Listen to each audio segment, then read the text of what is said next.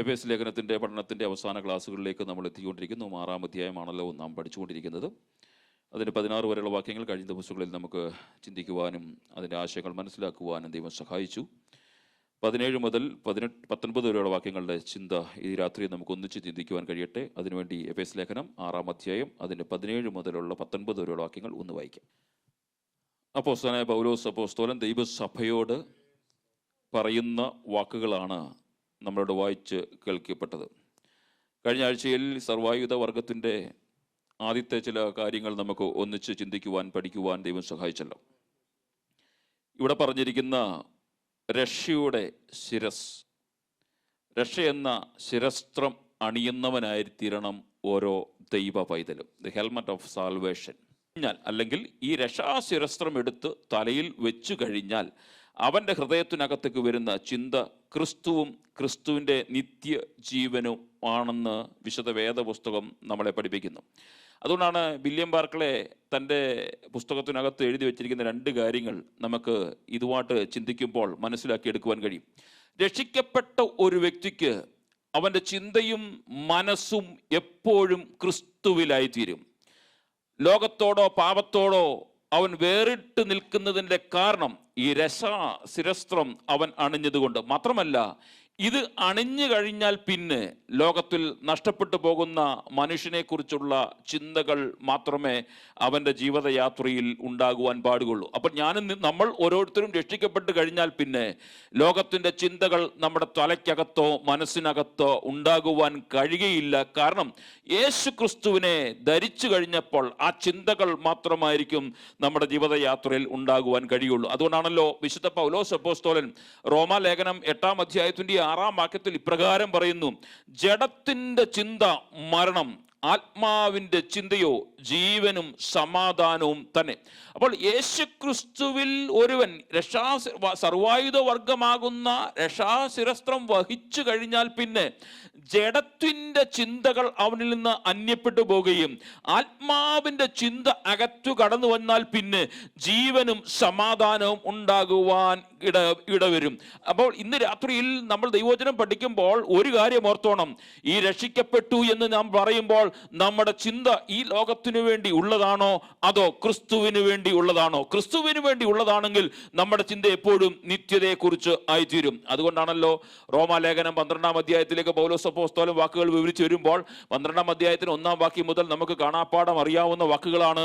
അതിന് 2-ാം ഭാഗം ഇപ്രകാരം പറയുന്നു: ഈ ലോകത്തിന് അനുരൂപമായ നന്മയും പൂർണ്ണതയും പ്രസാദവും ദൈവഹിതം ഇന്ന് തിരിച്ചറിയേണ്ടതിന് മനസ്സ് പുതുക്കി രൂപാന്തരപ്പെടണം. കാരണം ഈ രക്ഷിക്കപ്പെട്ട് കഴിഞ്ഞാൽ പിന്നെ നമ്മൾ ദിനംതോറും മനസ്സ് പുതുക്കി രൂപാന്തരപ്പെട്ടുകൊണ്ടിരിക്കണം. കാരണം ജീവിതയാത്രയിൽ യേശു ക്രിസ്തുവിനെ സ്വീകരിച്ചു കഴിഞ്ഞാൽ പിന്നെ ഈ ലോകയാത്രയിൽ ഈ ലോകത്തിന്റെ മോഹങ്ങൾക്ക് വേണ്ടി ഓടുവാൻ കഴിയത്തില്ല എന്ന് പൗലോസ് അപ്പോസ്തലൻ നമ്മളെ വ്യക്തമായി പഠിപ്പിക്കുന്നു. ഈ പൗലോസ് അപ്പോസ്തലന്റെ ലേഖനങ്ങൾ തുടർമാനമായി നമ്മൾ ഇന്ന് വായിക്കുകയും പഠിക്കുകയും ചെയ്യുമ്പോൾ പൗലോസ് അപ്പോസ്തലൻ ഈ വാക്കുകളോട് കൂട്ടിയണയിപ്പിക്കുക പല സ്ഥലങ്ങളിലായിട്ട് അനേക വാക്കുകൾ പറഞ്ഞ് നമ്മളെ ഉത്തേജിപ്പിക്കുന്ന അനേക വാക്കുകളുണ്ട്.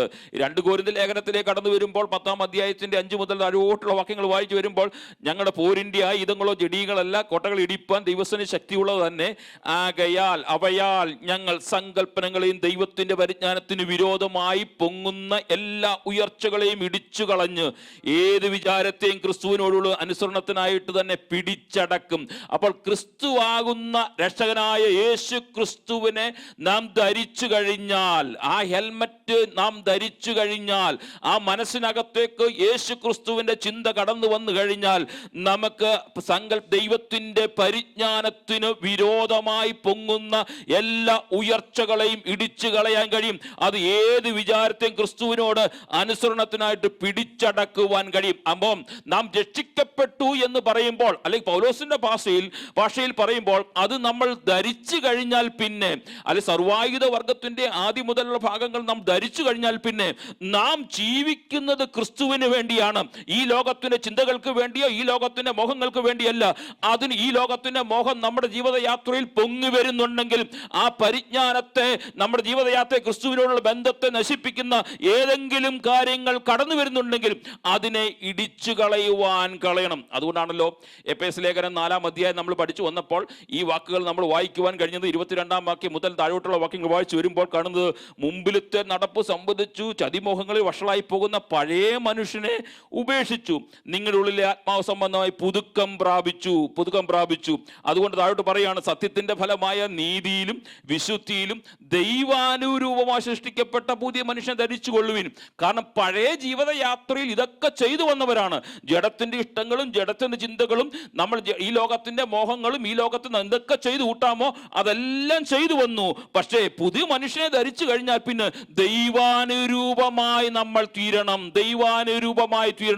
അത് ഒരു ദിവസം കൊണ്ട് പൂർത്തീകരണത്തിലേക്ക് എത്തുവാൻ കഴിയുന്ന ഒരു കാര്യമല്ല. അത് ദിനംതോറും ദൈവവചനവുമായും ദൈവവുമായിട്ടുള്ള ബന്ധത്തിൽ നമ്മൾ രൂപാന്തരപ്പെടുമ്പോൾ, മനസ്സ് പുതുക്കി രൂപാന്തരപ്പെട്ടുകൊണ്ടിരിക്കുമ്പോൾ നമ്മുടെ ജീവിത ശൈലികൾ, ജീവിത രീതികൾ മാറി ദൈവവുമായിട്ടുള്ള ആ ബന്ധത്തിലേക്ക് നമ്മൾക്ക് അടുത്ത് വരുവാൻ കഴിയും. ജീവിതയാത്ര എനിക്ക് പ്രിയ സഹോദരങ്ങളെ, നമ്മൾ ഈ രക്ഷാശിരസ്ത്രം വഹിച്ചു കഴിഞ്ഞാൽ പിന്നെ നാം നമുക്കുള്ളവരല്ല. നമുക്ക് ചിന്തകൾ എല്ലാം സ്വർഗീയമായിരിക്കണം. നമ്മുടെ ജീവിത രീതി സ്വർഗീയമായിരിക്കണം. നമ്മൾ ചിന്തിക്കുന്നത് ക്രിസ്തുവിന് വേണ്ടിയായി തീരണമെന്ന് പൗലോസ് അപ്പോസ്തലൻ നമ്മളെ ഇവിടെ പ്രബോധിപ്പിക്കുന്നു. ഇനിയും പറയാണ്, പൗലോസ് അപ്പോസ്തലൻ പറയാണ്, സർവായുധ വർഗം എടുത്തുകൊള്ളുമെന്ന് അവസാനം പറയുന്നു. ആത്മാവെന്ന ദൈവവചനത്തിന്റെ വാൾ നമ്മൾ എടുക്കുന്നവരായി തീരണം. പ്രതിരോധിക്കുവാൻ വേണ്ടി ദൈവവചനം അകത്തു കയറുവാൻ കഴിയണം. അത് മനസ്സിലാക്കുന്നവരായി തീരണം.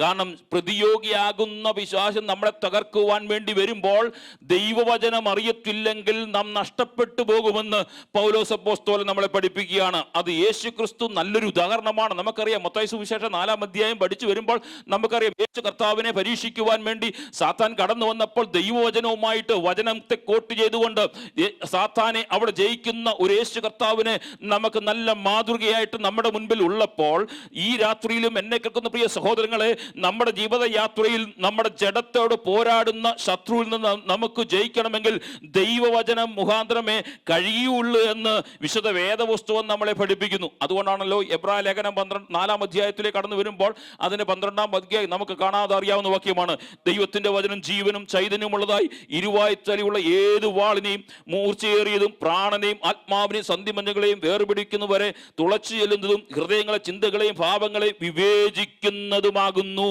അപ്പോൾ നമ്മുടെ ജീവിതയാത്രയിൽ ആത്മാവെന്ന ദൈവവചനത്തിന്റെ വാള് നാം ധരിച്ചു കഴിയുമ്പോൾ എന്ത് പറ്റും? നമ്മുടെ ഹൃദയങ്ങളെ ചിന്തകളെയും ഭാവങ്ങളെയും വിവേചിക്കുന്നതായി മാറും. തെറ്റേത് ശരിയേത്, എന്ത് പറയണം, എങ്ങനെ ജീവിക്കണം, എങ്ങനെ പോകണം, എങ്ങനെ ജീവിതയാത്രയിൽ ക്രിസ്തുവിനോട് ഒത്തുമ്പം ചേരുവാൻ കഴിയും, നിത്യതയോടെ എങ്ങനെ അടുക്കുവാൻ കഴിയും, നിത്യതയോട് അടുക്കുവാൻ തടസ്സമായിട്ട് എൻ്റെ ജീവിതയാത്രയിൽ എന്തെങ്കിലും കുറവുകളുണ്ടോ, അതെല്ലാം നമ്മളെ ചൂണ്ടിക്കാണിക്കണമെങ്കിൽ എന്ത് ചെയ്യണം? ഈ വചനത്തിന്റെ വാൾ ഹൃദയത്തിനകത്തേക്ക് കയറി കഴിയുമ്പോൾ അത് ജീവിതയാത്രയിൽ അതിനെ മാലിന്യങ്ങളെ മാറ്റിയിട്ട് നമ്മുടെ ജീവിതയാത്രയിൽ മുന്നോട്ടുള്ള ഗമനത്തെ തടസ്സമായി നിൽക്കുന്നതിനെ വെട്ടിമാറ്റിക്കൊണ്ട് മുന്നോട്ട് പോകണമെങ്കിൽ ഈ ദൈവവചനത്തിന്റെ വാള് നാം ധരിക്കുന്നവരായി തീരണം. ഈ ദൈവവചനത്തിന്റെ വാൾ നമ്മൾ ധരിച്ചു കഴിയുമ്പോൾ ജീവിതയാത്രയെ കുറവശങ്ങൾ നമ്മളെ ഓർപ്പിച്ചുണർത്തുന്ന ഒന്നും കൂടിയാണെന്നുള്ള കാര്യം നമ്മൾ മറന്നു പോകരുത്. അതുകൊണ്ടാണല്ലോ യോഹന്നാൻ വെളിപ്പാട് പുസ്തകം 1-ാം അധ്യായത്തിന് 18-ാം വാക്യത്തിൽ ഇപ്രകാരം പറയുന്നത്, അവന്റെ വായിൽ നിന്ന് മൂർച്ചയേറിയ ഇരുവായ്ത്തിലുള്ള വാൾ പുറപ്പെടുന്നു.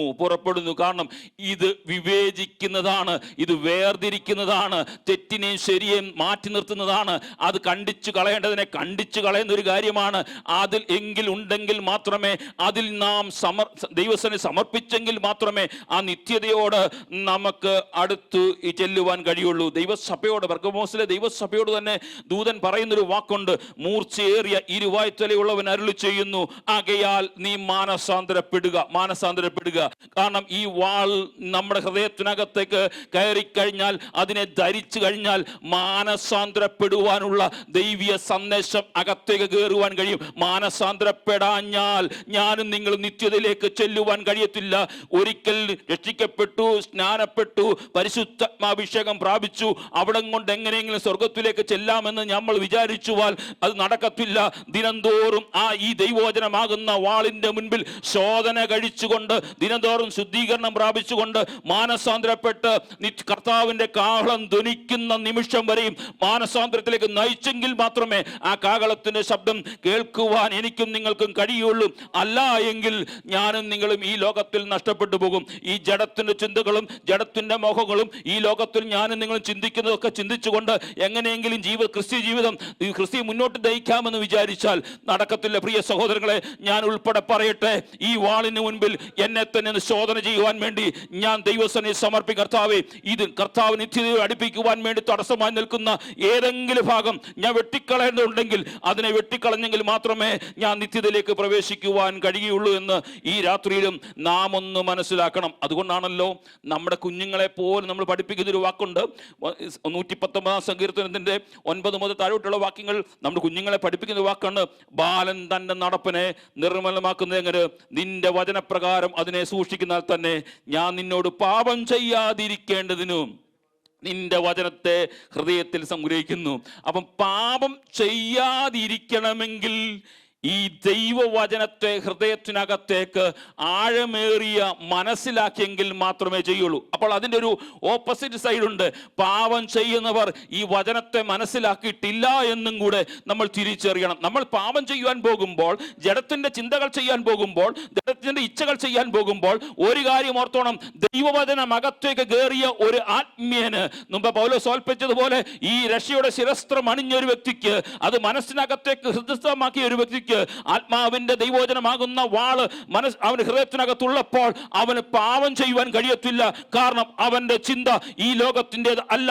അവന്റെ ചിന്ത എങ്ങനെയെങ്കിലും നിത്യതയിലേക്ക് അവകാശപ്പെട്ട് നിത്യതയിലേക്ക് ചെല്ലുക എന്നുള്ള ഒരു ചിന്ത മാത്രമേ ഉള്ളൂ. അങ്ങനെയാണെങ്കിൽ ഈ സർവായുധ വർഗങ്ങളെ ഒന്ന് ധരിക്കുവാൻ നാം ഈ ദിവസങ്ങളിൽ ഒന്ന് തയ്യാറാകണം. സത്യം, നീതി, വിശ്വാസം, സുവിശേഷം, മാത്രമല്ല രക്ഷ, ദൈവവചനം, ഈ സർവായുധ വർഗം ഒന്ന് ധരിച്ചെങ്കിൽ മാത്രമേ നമ്മുടെ ക്രിസ്ത്യ ജീവിതത്തിനകത്തേക്ക് മുന്നോട്ട് പോകുവാൻ കഴിയുള്ളൂ. ഇനിയും അതിൻ്റെ അവസാന ഭാഗത്തിലേക്ക് കടന്നു വരുമ്പോൾ ഈ പൗലോസ് അപ്പോസ്തലൻ പ്രാർത്ഥനയെക്കുറിച്ചൊരു വാക്കുകൾ പറഞ്ഞാണ് അവിടെ നിർത്തുന്നത്. ഒരു പട്ടാളക്കാരനെ, സോൾജിയറെ നോക്കിക്കൊണ്ട് പറയുന്ന, അല്ലെങ്കിൽ ക്രിസ്തീയ പടയാളിയെ നോക്കിക്കൊണ്ട് പറയുകയാണ് പ്രാർത്ഥന എങ്ങനെയായി തീരണമെന്ന് അവിടെ നമ്മളെ പഠിപ്പിക്കുന്നു. ഒന്ന്, പൗലോസ് അപ്പോസ്തലൻ പഠിപ്പിക്കുകയാണ്, ഒരു ക്രിസ്തീയ ദൈവ പൈതൽ, ഈ സർവായുധ വർഗം ധരിച്ച ഒരു വ്യക്തിത്വം എങ്ങനെ ജീവിക്കണമെങ്കിൽ അവനൊരു ജീവിതയാത്രയിൽ പ്രാർത്ഥിക്കുന്നവനായി തീർന്നെങ്കിൽ മാത്രമേ ഇതൊക്കെ ധരിച്ചത് കൊണ്ട് പ്രയോജനമായി തീരുകയുള്ളൂ. അങ്ങനെയാണെങ്കിൽ ഈ രാത്രിയിൽ ക്രിസ്ത്യ ജീവിതത്തിനകത്ത് ഏറ്റവും അത്യാവശ്യമായി വന്നത് പ്രാർത്ഥനയാണെന്നുള്ള കാര്യം നമ്മൾ മറന്നു പോകരുത്. പ്രാർത്ഥിക്കാത്തവൻ ഒരു ക്രിസ്ത്യ ദൈവ പൈതലല്ല. ദൈവസന്നിധി മുഴങ്കാലം അടക്കാത്ത ഒരു വ്യക്തിക്ക് പറയാൻ കഴിയത്തില്ല ഞാൻ യഥാർത്ഥ വിശ്വാസിയാണെന്ന് പറയാൻ കഴിയത്തില്ല. ഒരു വേദ പണ്ഡിതൻ ഇപ്രകാരം ഒരു ബുക്കിനകത്ത് എഴുതി വെച്ചേക്കുന്നത് ഞാൻ ഇങ്ങനെ വായിക്കുവാൻ ഇടവന്നു. ആർക്കും പ്രസംഗിക്കാം, എത്ര നേരം വേണമെങ്കിലും പ്രസംഗിക്കാം, എത്ര നേരം വേണമെങ്കിലും നിന്ന് ദൈവവചനത്തിന്റെ അടിസ്ഥാനത്തിൽ വേദവാക്യങ്ങളെ ഉദ്ധരിച്ചുകൊണ്ട് പ്രഭാഷണം നടത്താം. പക്ഷേ പ്രാർത്ഥിക്കുവാൻ മണിക്കൂറുകൾ ചെലവ് എടുക്കുന്നവൻ മാത്രമേ ക്രിസ്തുവുമായിട്ടുള്ള ബന്ധത്തിൽ ഉറച്ചു നിൽക്കുവാൻ കഴിയുള്ളൂ. ഈ രാത്രിയിൽ എന്നെ കേൾക്കുന്ന പ്രിയ സ്നേഹിതരെ, പൗലോസ് അപ്പോസ്തലൻ പറയാണ്, അവൻ പ്രാർത്ഥിക്കുന്നവനായി തീരണം. ക്രിസ്തുവിന്റെ പടയാളി മുഴങ്കാലുകളെ മടക്കി പ്രാർത്ഥിക്കുന്നവനായി തീരണം. പ്രതിസന്ധികൾ കടന്നു വരുമ്പോൾ, പ്രതികൂലങ്ങൾ കടന്നു വരുമ്പോൾ പതറിപ്പോകാതിരിക്കണമെങ്കിൽ നമ്മുടെ ജീവിതയാത്രയിൽ ക്രിസ്ത്യ ജീവിതയാത്രയിൽ നമ്മൾ പലപ്പോഴും പതറിപ്പോകുന്നതിന്റെ കാരണം എന്നറിയാമോ? വചനം നമ്മുടെ അകത്തില്ലാത്തത് കൊണ്ടും പ്രാർത്ഥന നമ്മുടെ ജീവിതത്തിനകത്തില്ലാത്തത് കൊണ്ടും നമ്മൾ പലപ്പോഴും പതറിപ്പോകാറുണ്ട്. അങ്ങനെയാണെങ്കിൽ ഈ രാത്രിയിൽ നാം ഒന്ന് ചിന്തിച്ച് ദൈവസന്നിധിയിലേക്കൊന്ന് മാനസാന്തരപ്പെട്ട് മടങ്ങി വരുവാൻ കഴിയണം. നമ്മൾക്ക് പ്രാർത്ഥിക്കുന്നവരായി തീരണം. നമ്മുടെ പ്രാർത്ഥന എങ്ങനെയാ? നമ്മൾ പലപ്പോഴും പ്രാർത്ഥിക്കുന്നത്, നമ്മുടെ രാവിലെ എഴുന്നേൽക്കുമ്പോൾ കുറച്ച് വാക്കുകൾ പറഞ്ഞ് പ്രാർത്ഥിച്ചിട്ട് പോകും. രാത്രി കിടക്കുമ്പോഴും എന്തെങ്കിലും പറഞ്ഞൊന്ന് പ്രാർത്ഥിച്ചിട്ട് പോകുന്നത്. ആ പ്രാർത്ഥനയെക്കുറിച്ചല്ല ഇവിടെ പൗലോസ് പറയുന്നത്. നമ്മുടെ കുടുംബ പ്രാർത്ഥനയെക്കുറിച്ചൊന്നും അല്ലേ പൗലോസ് പറയുന്നത്. നമ്മുടെ വ്യക്തിപരമായി ദൈവസന്നിധിയിൽ പ്രാർത്ഥിക്കുന്നവരായി തീരണം. രഹസ്യ പ്രാർത്ഥനയുള്ളവരായി തീരണം. ദൈവസന്നിധിയിൽ ആരും കാണാതെ മുഴങ്കാലുകളെ മടക്കിയിട്ട് ദൈവവുമായിട്ടുള്ള ബന്ധത്തിൽ അവന്റെ ജീവിതയാത്രയിൽ കർത്താവിനോട് പ്രാർത്ഥിക്കേണ്ടത്. പലപ്പോഴും നമ്മൾ പ്രാർത്ഥിക്കുന്നത് നമ്മുടെ ഭൗതിക നന്മകൾക്ക് വേണ്ടി മാത്രമേ നമ്മൾ പ്രാർത്ഥിക്കാറുള്ളൂ. ഉള്ളൂ. നമ്മുടെ പ്രാർത്ഥനയുടെ എല്ലാം സാരാംശം ഏകദേശം ഒരു 80% പ്രാർത്ഥനകളെ മുഴുവനും നമ്മുടെ ഭൗതിക മണ്ഡലങ്ങൾക്ക് വേണ്ടി മാത്രമാണ്. ആത്മീയ മണ്ഡലങ്ങൾക്ക് വേണ്ടി പ്രാർത്ഥിക്കുന്നവർ ചുരുക്കമാണ്. പൗലോസ് ഇവിടെ നമ്മളെ പഠിപ്പിക്കുന്നത് നമ്മുടെ ഭൗതിക മണ്ഡലങ്ങളെ കുറിച്ചല്ല ഇവിടെ പ്രാർത്ഥിക്കുവാൻ പറയുന്നത്. നിത്യതയോട് അടുപ്പിക്കുവാൻ തടസ്സമായിട്ട് കർത്താവേ, എൻ്റെ ജീവിതയാത്രയിൽ, എൻ്റെ കുഞ്ഞുങ്ങളുടെ ജീവിതയാത്രയിൽ, എൻ്റെ ദൈവസഭയുടെ ജീവിതയാത്രയിൽ എന്തെങ്കിലും തടസ്സങ്ങളുണ്ടെങ്കിൽ കർത്താവെ, അതിനൊരു മാറ്റം വരുത്തിക്കൊണ്ട് മാനസാന്തരപ്പെടുവാൻ വേണ്ടി സഭയെ സഹായിക്കണം, എൻ്റെ കൂടെ വേല ചെയ്യുന്നവരെ സഹായിക്കണം, എൻ്റെ കുഞ്ഞുങ്ങളെ സഹായിക്കണമെന്ന് പ്രാർത്ഥിക്കുന്നവനായി ഓരോ പടയാളിയും ക്രിസ്തീയ വേലക്കാരന്മാർ ദൈവ പൈതൽ മായി തീരണമെന്ന് പൗലോസ് അപ്പോസ്തലൻ നമ്മളെ പഠിപ്പിക്കുന്നു. അതുകൊണ്ടാണല്ലോ യേശു കർത്താവ് തന്നെ നമ്മളെ പഠിപ്പിച്ചൊരു വാക്കുണ്ട്. മത്തായി സുവിശേഷം 7-ാം അധ്യായത്തിൽ നമുക്ക് നല്ലതുപോലെ പരിചയമുള്ള വാക്കാണ്. മത്തായി സുവിശേഷം 7-ാം അധ്യായത്തിലെ 7-ാം വാക്യം, യാചിപ്പീൻ എന്നാൽ നിങ്ങൾക്ക് കിട്ടും, അന്വേഷിപ്പീൻ എന്നാൽ നിങ്ങൾ കണ്ടെത്തും, മുട്ടുവീൻ എന്നാൽ തളർക്കും. അതിന് മുകളിലോട്ടും താഴോട്ടുള്ള വാക്യങ്ങൾ നമ്മളൊന്ന് വായിച്ചു നോക്കണം. നമ്മൾ യാചിക്കുന്നത് ഈ ലോകത്തിന് വേണ്ടിയല്ല, മുട്ടുന്നത് ഈ ലോകത്തിന് വേണ്ടിയല്ല, അന്വേഷിക്കുന്നത് ഈ ലോകത്തിന് വേണ്ടി ആയിരിക്കരുത്. നമ്മുടെ യാചനയും നമ്മുടെ അന്വേഷണവും നമ്മുടെ മുട്ടലുമല്ല എന്തിനു വേണ്ടിയായി തീരണം? കർത്താവെ, നിത്യതയിൽ എങ്ങനെ ഞാൻ എത്തിച്ചേരുവാൻ കഴിയും? പൗലോസ് അപ്പോസ്തലൻ ദൈവസഭയെ, പൗലോസ് അപ്പോസ്തലന്റെ ലേഖനങ്ങൾ മുഴുവൻ നാം വായിച്ചു നോക്കിക്കൂ.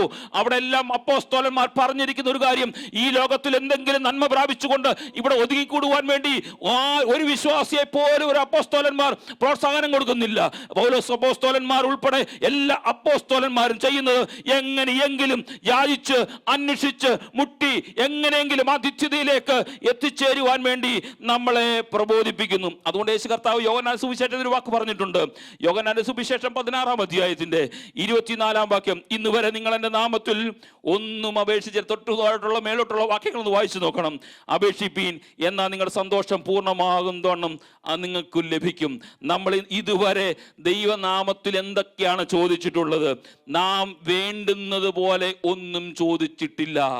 നമ്മുടെ ജീവിതയാത്ര നിത്യതയ്ക്ക് വേണ്ടി ഒന്നും ചോദിച്ചിട്ടില്ല. ഫിലിപ്പിയ ലേഖനത്തിൽ പൗലോസ് പറയുന്ന വാക്കുണ്ട്, ഒന്നിനെ കുറിച്ച് വിചാരപ്പെടുക, എല്ലാറ്റിലും പ്രാർത്ഥനയിലും അപേക്ഷയാലും നിങ്ങളുടെ ആവശ്യങ്ങൾ സ്തോത്രത്തോടെ ദൈവത്തോടെ അറിയിക്കണം. സ്തോത്രത്തോടെ ദൈവത്തോടെ അറിയിക്കുമ്പോൾ, നമ്മുടെ ആവശ്യങ്ങൾ ദൈവത്തോടെ അറിയിക്കുമ്പോൾ, പ്രാർത്ഥനയിൽ നാം മുറ്റിരിക്കും. കൊലോസ്യ ലേഖനത്തിൽ പറഞ്ഞു, പ്രാർത്ഥനയിൽ നാം മുറ്റിരിക്കുമ്പോൾ, സ്തോത്രത്തിൽ യാഗരിക്കുമ്പോൾ, നമ്മുടെ ജീവിതയാത്ര ഇവിടെയുള്ള ആവശ്യങ്ങൾ മാത്രം പറഞ്ഞുകൊണ്ട് പോകുന്ന ഒരു പ്രാർത്ഥനയായി നമ്മൾ ഒതുക്കരുത്. നമ്മുടെ പ്രാർത്ഥന മുഴുവനും, കർത്താവേ, വല്ല വിധേനയും എനിക്ക് അങ്ങയുടെ മുഖമൊന്ന് കാണുവാൻ കഴിയണം. നമ്മുടെ പ്രാർത്ഥന എങ്ങനെയാ? ഞാൻ ഉൾപ്പെടെയാ പറയുന്നത്. നമ്മുടെ പ്രാർത്ഥന എങ്ങനെയാ? നമ്മുടെ പ്രാർത്ഥന, നമ്മുടെ കുഞ്ഞുങ്ങൾക്ക് നല്ല വിദ്യാഭ്യാസം, അതിനുവേണ്ടി പ്രാർത്ഥിക്കണം ഞാൻ ഒരിക്കലും പറയത്തില്ല. നമ്മുടെ തലമുറകൾക്ക് വേണ്ടി പ്രാർത്ഥിക്കണം, നമ്മുടെ ജോലിക്ക് വേണ്ടി പ്രാർത്ഥിക്കണം, നമ്മുടെ ജീവിതയാത്രക്കുള്ള ആവശ്യങ്ങൾക്ക് വേണ്ടി ഒക്കെ പ്രാർത്ഥിക്കണം. പക്ഷെ ഇത് കഴിഞ്ഞിട്ടുള്ള കാര്യത്തിനു വേണ്ടി കൂടെ പ്രാർത്ഥിക്കുന്നവരായി നമ്മൾ മാറണം. അത് ഇവിടം കൊണ്ട് തീരുവാൻ അല്ലെങ്കിൽ ചില ദിവസങ്ങളോ വർഷങ്ങളോ മണിക്കൂറുകളോ കഴിയും, ഇതുകൊണ്ട് ഇവിടം കൊണ്ട് തീരും. പക്ഷെ ഇത് കഴിയുമ്പോൾ ആ നിത്യതയിലേക്ക് എനിക്ക് എത്തുവാൻ കഴിയത്തില്ലെങ്കിൽ, ഇവിടുത്തെ സുഖങ്ങളും ഇവിടുത്തെ സന്തോഷവും ഇവിടുത്തെ എല്ലാം ഞാൻ അനുഭവിച്ചിട്ട് എനിക്ക് നിത്യതയിൽ എത്തുവാൻ കഴിയുന്നില്ലെങ്കിൽ എൻ്റെ ക്രിസ്തീയ ജീവിതം, എൻ്റെ ക്രിസ്തീയ ഓട്ടം, എൻ്റെ ഉപവാസം, എൻ്റെ പ്രാർത്ഥന, എൻ്റെ ദശാംശം കൊടുത്തത് എല്ലാം അർത്ഥശൂന്യമായി പോകും. പൗലോസ് പറയാണ്, അതുകൊണ്ട് ഈ ലോകത്തെക്കുറിച്ചല്ല വിചാരപ്പെട്ടല്ല, നിങ്ങൾക്ക് വരുവാനുള്ള ലോകത്തെക്കുറിച്ച് വിചാരപ്പെട്ട് ദൈവസനിൽ പ്രാർത്ഥിക്കുന്നവനായി തീരണം. അങ്ങനെയാണെങ്കിൽ യാക്കോബ് ലേഖനം 5-ാം അധ്യായത്തിൽ ഇങ്ങനെ വായിച്ചു വരുമ്പോൾ എന്നെ സന്തോഷിപ്പിച്ച ഒരു വാക്യം ഞാൻ വായിക്കാം. 5-ാം അധ്യായത്തിന് 3-ാം വാക്യം, നിങ്ങളുടെ പൊന്നും വെള്ളിയും കറ പിടിച്ച് ആ കറ നിങ്ങളുടെ നേരെ സാക്ഷിയാകും. അത് തീ പോലെ നിങ്ങളുടെ ജഡത്തെ തിന്നുകളയും, അന്ത്യകാലത്ത് നിങ്ങളുടെ നിക്ഷേപങ്ങളെ ശേഖരിക്കുന്നു. പലപ്പോഴും നമ്മുടെ പ്രാർത്ഥന ഇപ്രകാരമാണ്. ഈ ലോകത്തിന്റെ നിക്ഷേപങ്ങൾക്ക് വേണ്ടി നാം ഓടി അധ്വാനിച്ച് നമ്മുടെ ജീവിതയാത്ര മുന്നോട്ട് കഴിയുമ്പോൾ, എന്നെ കേൾക്കുന്ന പ്രിയ സ്നേഹിതരെ, നമ്മുടെ പ്രാർത്ഥന ഇവിടുത്തെ നിക്ഷേപങ്ങൾക്ക് വേണ്ടിയാകരുത്. കാലം അതിന്റെ അന്ത്യത്തിലേക്ക് എത്തിക്കൊണ്ടിരിക്കുന്നു. ലോക സംഭവ വികാസങ്ങൾ അത് വിളിച്ചു പറഞ്ഞുകൊണ്ടിരിക്കുന്നു. നമ്മുടെ നിക്ഷേപങ്ങൾ ഇവിടുത്തെ വേണ്ടി ആകരുത്. അന്ത്യകാലത്ത് നിക്ഷേപങ്ങൾ ശേഖരിക്കുന്നവരായി മാറരുത്. നമ്മൾ നിത്യതയ്ക്ക് വേണ്ടി ആത്മാക്കളെ നേടുന്ന കാര്യത്തിൽ നിത്യതയിൽ നമുക്ക് സമ്പാദ്യമുണ്ടാകുവാൻ വേണ്ടി ഓടുന്നവരായി തീരണമെന്ന് വിശുദ്ധ വേദപുസ്തകം നമ്മളെ പഠിപ്പിക്കുന്നു. അപ്പോൾ പൗലോസ് പറയാണ്, അവൻ പ്രാർത്ഥിക്കുന്നവനായി തീരണം. ഒരു ദൈവ പൈതൽ എപ്പോഴും പ്രാർത്ഥിക്കുന്നവനായി തീരണം. 2, അവൻ എങ്ങനെ പ്രാർത്ഥിക്കണം? ആത്മാവിൽ പ്രാർത്ഥിക്കണം. ആത്മാവിൽ പ്രാർത്ഥിക്കണം. അവൻ ജീവനുള്ള ഏക സത്യ ദൈവത്തെ ആരാധിക്കുന്ന ഓരോ ദൈവ പൈതലും അവൻ പ്രാർത്ഥിക്കുന്നത് എപ്രകാരമായി തീരണം?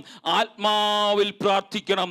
നമ്മുടെ പ്രാർത്ഥന പലപ്പോഴും ജഡത്തിന്റെ ശക്തി കൊണ്ടോ അല്ലെങ്കിൽ ജഡത്തിന്റെ ഇച്ഛകൾക്ക് വേണ്ടി പ്രാർത്ഥിക്കുമ്പോൾ പൗലോസ് പറയാണ് നാം പ്രാർത്ഥിക്കുന്നത് ആത്മാവിൽ പ്രാർത്ഥിക്കണം.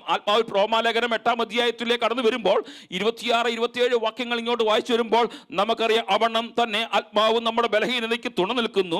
വേണ്ടുന്നപോലെ പ്രാർത്ഥിക്കേണ്ട ഇന്ന് നാം അറിയുന്നില്ലല്ലോ. ആത്മാവ് തന്നെ ഉച്ചരിച്ചുകൂടാതെ ഞരക്കുകള നമുക്ക് വേണ്ടി സംവാദം ചെയ്യുന്നു.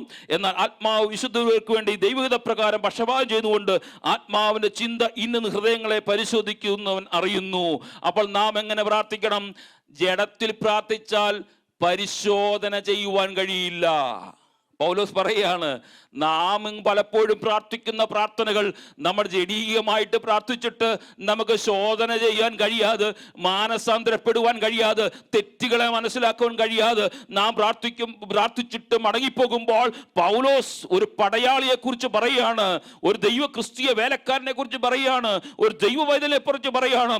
അവൻ ആത്മാവിൽ പ്രാർത്ഥിക്കണം. ആത്മാവിൽ പ്രാർത്ഥിക്കുമ്പോൾ എങ്ങനെ പ്രാർത്ഥിക്കണം എന്ന് അറിയാത്തതുകൊണ്ട് ആത്മാവ് തുണ നിൽക്കും. ആ ആത്മാവ് തുണ നിന്ന് ആത്മാവിൽ പ്രാർത്ഥിച്ചു കഴിയുമ്പോൾ അവൻ തന്നെ ദൈവഹിത പ്രകാരം തന്നെ ഒന്ന് ശോധന ചെയ്യുവാൻ കഴിയും. ആ ശോധന ഒരുപക്ഷെ മുമ്പേ ഓർപ്പിച്ചതുപോലെ വാളുകൊണ്ട് കീറിക്കളയുന്നതായിരുന്നേക്കാം, അതിനെ മുറിച്ചു കളയുന്നതായിരുന്നേക്കാം. അത് എന്തിനു വേണ്ടി?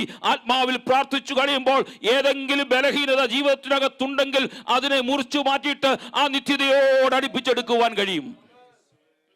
പലപ്പോഴും എന്താ ഇത് പറ്റിപ്പോയേ? നമ്മുടെ പ്രാർത്ഥനകൾ പലപ്പോഴും ജഡീകമായത് കൊണ്ട് നമുക്ക് പലപ്പോഴും തെറ്റുകളെ മനസ്സിലാക്കിയെടുക്കുവാൻ കഴിയുന്നില്ല, ബലഹീനതകളെ മനസ്സിലാക്കി എടുക്കുവാൻ കഴിയുന്നില്ല, പാപം ഏതാണെന്ന് തിരിച്ചറിയുവാൻ കഴിയുന്നില്ല. പലപ്പോഴും പാപം ചെയ്തിട്ടും നമ്മൾ പ്രാർത്ഥിക്കുന്നവരല്ലേ, തെറ്റുകൾ ചെയ്തിട്ടും പ്രാർത്ഥിക്കുന്നവരല്ലേ. പക്ഷേ ഇവിടെ പൗലോസ് പറയാണ്, ആത്മാവിൽ പ്രാർത്ഥിക്കുവാൻ, ആത്മാവിൽ ജാഗരിക്കുവാൻ വേണ്ടി മുഴങ്കാലുകളെ മടക്കി കഴിഞ്ഞപ്പോൾ, ഒരുപക്ഷെ രാത്രി നാം മുഴങ്കാലുകളെ മടക്കി ദൈവസ്ഥ കണ്ണുനീരൊഴുക്കുവാൻ വേണ്ടി, ആത്മാവിൽ ജാഗരിക്കുവാൻ വേണ്ടി, ഒരുപക്ഷെ കൂടെ ഇരിക്കുവാൻ ആരും കണ്ടില്ലെന്ന് വന്നേക്കാം, കൂടെ പ്രാർത്ഥിക്കുവാൻ ആരെല്ലാം കണ്ടില്ലെന്ന് വന്നേക്കാം. പക്ഷേ ഏകയായി ദൈവസ്ഥലേക്ക് മുഴങ്കാലുകളെ മടക്കി കഴിഞ്ഞപ്പോൾ എന്ത് സംഭവിക്കും? ആത്മാവ് ഹൃദയത്തിനകത്ത് മന്ത്രിക്കാൻ കഴിയും. നിന്റെ ഒരു ബലഹീനതയുണ്ട്, നിനക്കൊരു കുറവുണ്ട്, നിനക്കൊരു തെറ്റുണ്ട്, ഇതെന്റെ നിത്യതയ്ക്ക് നിന്നെ അടിപ്പിക്കുന്ന തടസ്സമാണ്, അതിനെ നീ വിട്ടൊഴിഞ്ഞെങ്കിൽ മാത്രമേ അതിലേക്ക് നിനക്ക് എത്തിച്ചേരാൻ കഴിയുള്ളെന്ന് ആത്മാവ് ബോധ്യം വരുത്തുമ്പോൾ ആത്മാവിൽ പ്രാർത്ഥിക്കുന്ന ഒരു ദൈവവൈതലിന് മാത്രമേ ആ നിത്യതയിലേക്ക് എത്തുവാനും നിത്യതയിലേക്കുള്ള ആകാംക്ഷയിലേക്ക് അവന് വളർന്നു വരുവാനും കഴിയുള്ളൂ എന്ന് പൗലോസ് അപ്പോസ്തലൻ നമ്മളെ പഠിപ്പിക്കുന്നു. അപ്പൊ നമ്മുടെ പ്രാർത്ഥന എങ്ങനെ ആയിത്തീരണം? ആത്മാവിലായിത്തീരണം.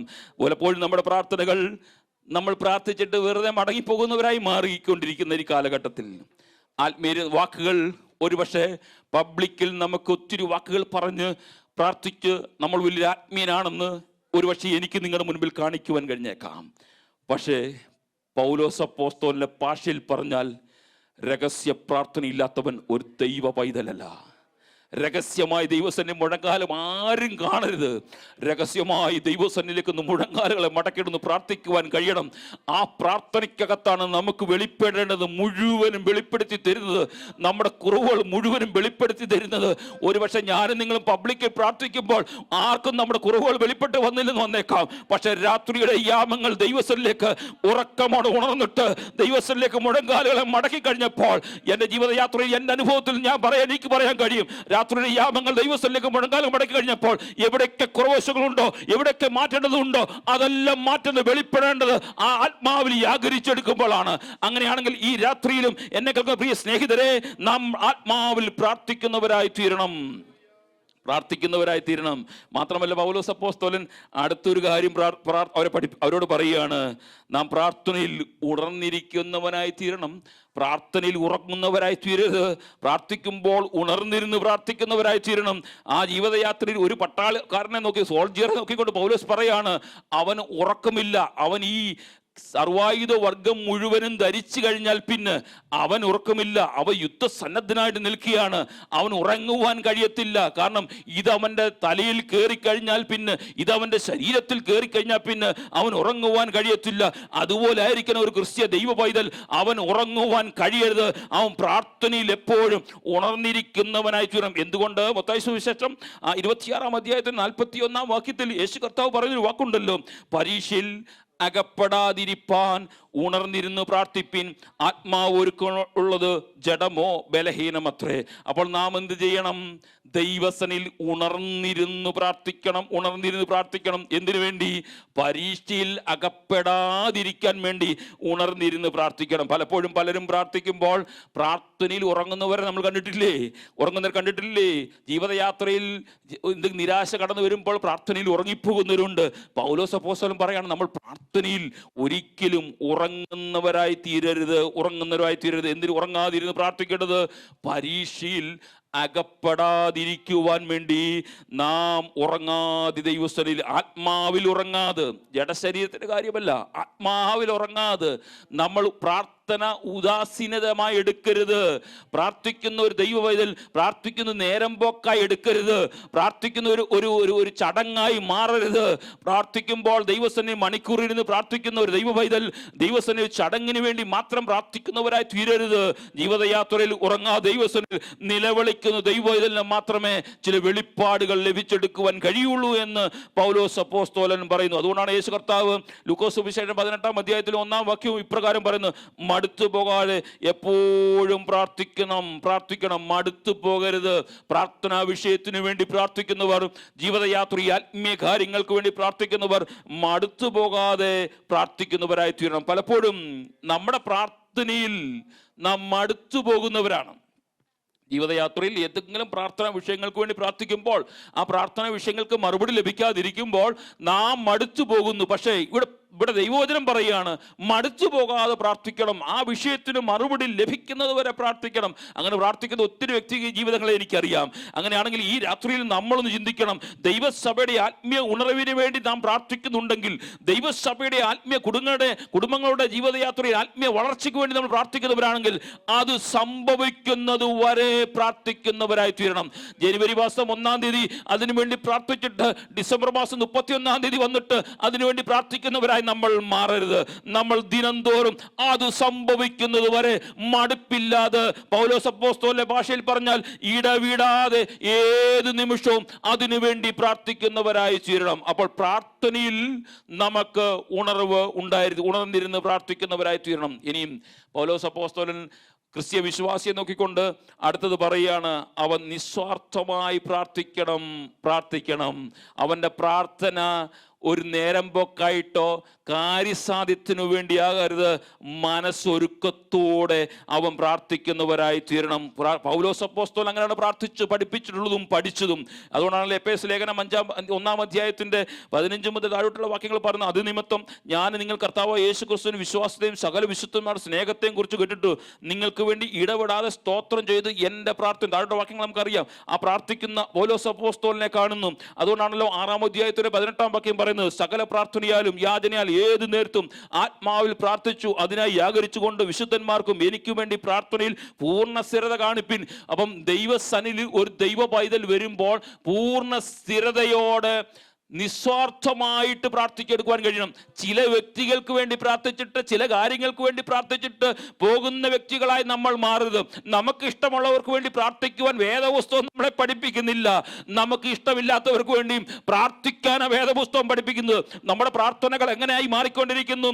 ഒരുപക്ഷെ നമുക്ക് ഇഷ്ടമുള്ളവർക്ക് വേണ്ടി പ്രാർത്ഥിച്ച്, നമുക്ക് ഇഷ്ടമുള്ള കാര്യങ്ങൾക്ക് വേണ്ടി പ്രാർത്ഥിച്ച്, ഒരുപക്ഷെ അതിനേക്കാൾ ഉപരിയായിട്ട് ഈ കാലഘട്ടത്തിലെ പ്രാർത്ഥന നമ്മുടെ സെൽഫിഷിന് വേണ്ടി, നമ്മുടെ ആവശ്യങ്ങൾക്ക് വേണ്ടി മാത്രം പ്രാർത്ഥിച്ചു പോകുന്ന പ്രാർത്ഥനകളായി മാറുമ്പോൾ പൗലോസ് പറയാണ്, അങ്ങനെയല്ല നിങ്ങൾ പ്രാർത്ഥിക്കേണ്ടത്. സകലർക്കും വേണ്ടി, സകല വിശുദ്ധന്മാർക്കും വേണ്ടി, സകല ദൈവജനത്തിനും വേണ്ടി, സകലർക്കും വേണ്ടി ദൈവസഭ പ്രാർത്ഥിക്കുന്നവരായി തീരണം. അത് പൂർണ്ണമായി പൂർണ്ണ സ്ഥിരതയോടെ പ്രാർത്ഥിക്കണം.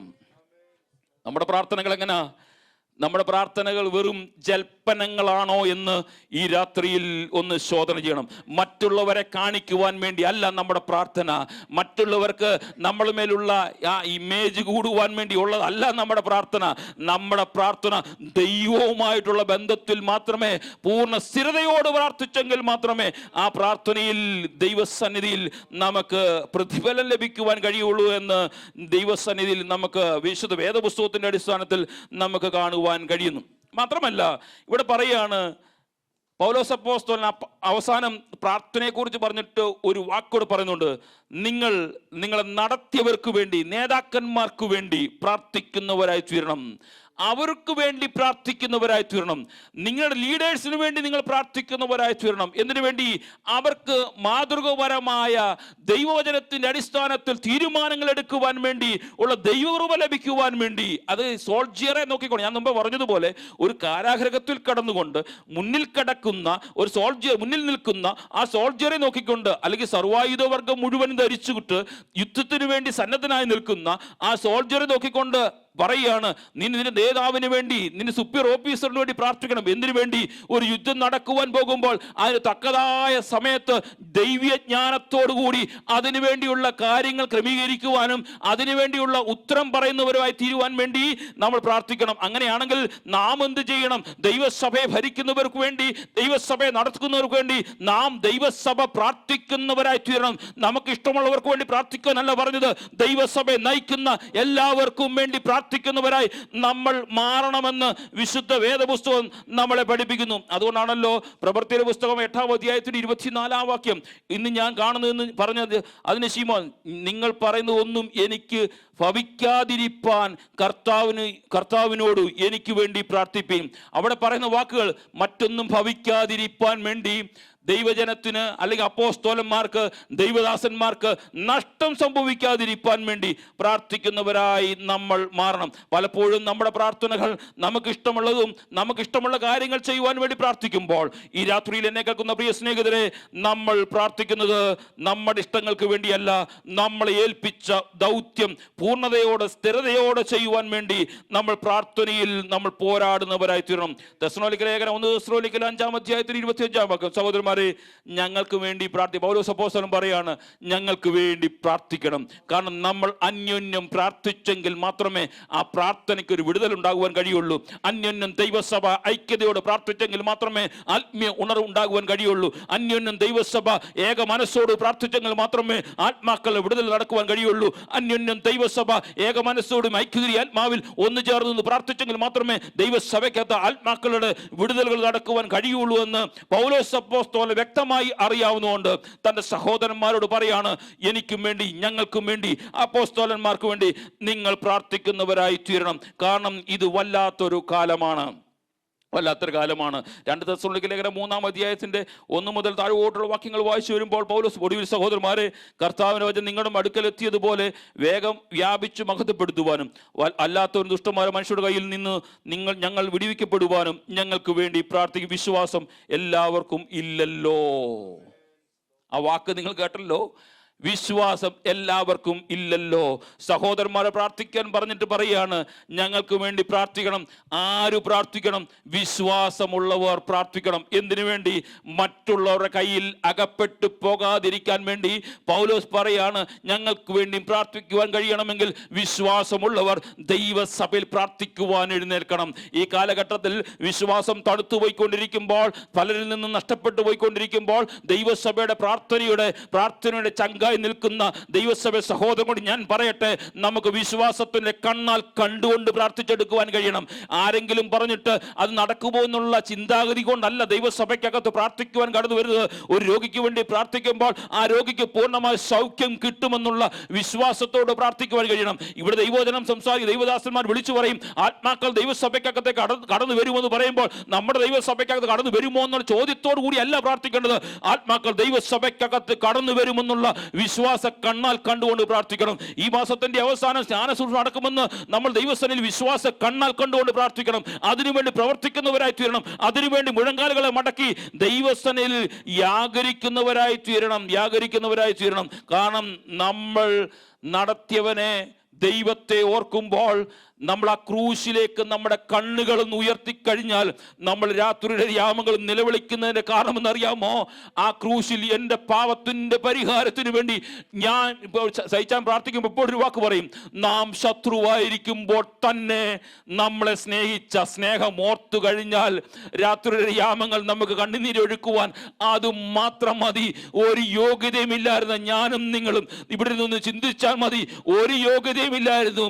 പക്ഷേ ആത്മാവിൽ നമ്മളെ കണ്ടുകൊണ്ട് നമ്മുടെ പാപത്തിന് പരിഹാരം തന്നിട്ട് ആ നിത്യതയോടെ എന്നെ അടുപ്പിച്ചെടുക്കുവാൻ കഴിയുമെങ്കിൽ ആ സർവായുധം ധരിച്ചുകൊണ്ട് ശത്രുവിന്റെ കയ്യിൽ നിന്ന് നമ്മളെ വിടുവിച്ച ശത്രുവിന്റെ സംരക്ഷണ വലയത്തിൽ നമ്മളെ പൊതിഞ്ഞ ദൈവസ്നേഹം ഓർത്തു കഴിയുമ്പോൾ മുഴങ്കാലുകളെ മടക്കിയിട്ട് ആത്മാവിൽ ഒന്ന് പ്രാർത്ഥിച്ചെടുക്കുവാൻ കഴിയണം. പരമപ്രധാനമായ ലക്ഷ്യം എന്തെന്നറിയാമോ? ഇതിനെല്ലാം പരമപ്രധാനമായ ലക്ഷ്യം എങ്ങനെയെങ്കിലും നിത്യതയിൽ എത്തണം. എൻ്റെ പ്രിയ സ്നേഹിതരെ, ഈ എഫേസ്യ ലേഖനം 1-ാം അധ്യായം മുതൽ 6-ാം അധ്യായത്തിന്റെ 19-ാം വാക്യം വരെ ഇന്ന് കഴിഞ്ഞു. ഇതിന്റെ അവസാനത്തെ ചില വാക്കുകൾ കൊണ്ട് 2 വ്യക്തികളെ മാത്രം അടുത്ത ക്ലാസ്സിൽ ഞാൻ പരിചയപ്പെടുത്താം. 2 വ്യക്തികളെ ക്ലാസ് പരിചയപ്പെട്ട് കഴിയുമ്പോൾ ഈ എഫേസ്യ ലേഖനം തീരും. ഇന്ന് രാത്രി കർത്താവ് വന്നാലും നമ്മൾ എടുക്കപ്പെടണം. ആത്മാവെന്ന ദൈവവചനത്തിന്റെ വാളകത്തേക്ക് കയറി ഇന്ന് രാത്രിയിൽ നിത്യതയോട് അടുക്കുവാൻ കഴിയാത്ത എന്തെങ്കിലും നമ്മുടെ ജീവിതയാത്രയിൽ ഉണ്ടെങ്കിൽ അതിനെ കീറിക്കളയുവാൻ ഇടവരണം, അതിനെ ചിന്തിക്കളയുവാൻ ഇടകരണം. അത് നമ്മുടെ ഹൃദയത്തിനകത്തേക്ക് ഓർമ്മപ്പെടുത്തിയാൽ ആത്മാവിൽ ജാഗരിച്ചു കഴിയുമ്പോൾ ജീവിതയാത്രയിൽ എൻ്റെ അനുഭവത്തിലൂടെ ഞാൻ പറയാൻ കഴിയും, നമ്മുടെ ജീവിതയാത്രയിൽ എന്തെങ്കിലും ജീവിതയാത്ര കർത്താവിനോട് അടുക്കുവാൻ കഴിയാതെ, കർത്താവിന് സ്നേഹത്തോട് അടുക്കുവാൻ കഴിയാതെ, പ്രാർത്ഥനയ്ക്ക് മറുപടി ലഭിക്കാൻ കഴിയാതെ നമ്മുടെ ജീവിതയാത്രയിൽ എന്തെങ്കിലും ഉണ്ടെങ്കിൽ വേറെ ഒന്നും ചെയ്യണ്ട. രാത്രിയുടെ യാമത്തിൽ ഒറ്റയ്ക്കിരുന്ന് ദൈവത്തിന്റെ മുഖത്തേക്ക് നോക്കിയാൽ എവിടെയാണ് പരാജയം പറ്റിപ്പോയെന്ന് ദൈവാത്മാവ് നമ്മളെ വെളിപ്പെടുത്തും. കൂട്ടത്തിൽ ഇരുന്ന് പ്രാർത്ഥിച്ചിട്ടൊന്നും ഒരുപക്ഷെ വെളിപ്പെട്ടെന്ന് വന്നിട്ടില്ല. ആരെങ്കിലും പ്രവാചകന്മാരെ കൊണ്ടൊന്ന് തലയെ കൈവച്ചാലും വെളിപ്പെടണമെന്നില്ല. കാരണം എല്ലാവരും ജഡത്തിന്റെ കാര്യങ്ങൾ മാത്രം പറഞ്ഞു പോകുമ്പോൾ ആത്മാവിനെ വിവേചിക്കുവാൻ കഴിയാത്തവരായി മാറിക്കൊണ്ടിരിക്കുന്ന ഈ കാലഘട്ടത്തിൽ ആത്മാവിനെ വിവേചിക്കുവാൻ കഴിയുന്നവൻ ഒരുവൻ മാത്രമേ ഉള്ളൂ. അത് നമ്മുടെ സർവശക്തിയുള്ള ദൈവമാണ്. നമ്മളെ വിവേചിക്കുവാൻ നമ്മുടെ കൂടെ നിൽക്കുന്നവരെക്കാളും നന്നായി അറിയുന്ന ഒരു കർത്താവ് മാത്രമേ നമുക്കുള്ളത് കൊണ്ട് അവന്റെ മുൻപിലേക്ക് നമ്മുടെ അവസ്ഥകളൊന്നും മുഴങ്കാലുകളെ മടക്കൽ സമർപ്പിച്ചു കഴിയുമ്പോൾ അതിനെ തിരിച്ചു അറിയിച്ചു തരുന്ന ഒരു ദൈവസ്നേഹം, നമ്മളെ ശിക്ഷിച്ചും നമ്മളെ സ്നേഹിച്ചും കൂടെ തലോടിക്കൊണ്ടുപോകുന്ന ഒരു ദൈവത്തിന്റെ കൃപ.